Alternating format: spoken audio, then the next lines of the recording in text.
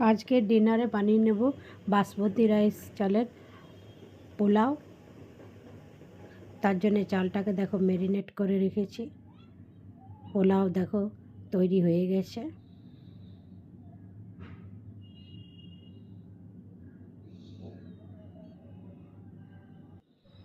তার সঙ্গে বানিয়ে নেব চিকেন। তার জন্য চিকেনটাকে পরিমাণ মতো লবণ হলুদ দিয়ে ম্যারিনেট করে রেখেছি। সঙ্গে পেঁয়াজ কেটে নিয়েছি, টমেটো কেটে নিয়েছি, আদা রসুন লঙ্কার পেস্ট তৈরি করে নিয়েছি। এবার কড়াই তেল দিয়ে পেঁয়াজগুলোকে লাল লাল করে একটু ভেজে নিতে হবে। এখন চিকেন কষা চলছে। চিকেনের সঙ্গে আলু দিয়ে দিয়েছি। বেশ ভালো মতো করে চিকেনটাকে কষিয়ে নিতে হবে।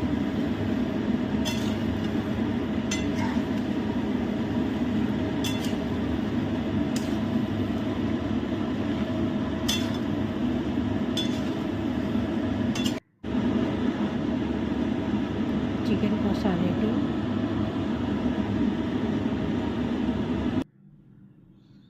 তাহলে আজকের ডিনারে বাসমতি চালের পোলাও আর চিকেন কষা। তাহলে তোমাদের চিকেন কষা আর পোলাও কীরকম লাগলো কমেন্টস করে জানিও।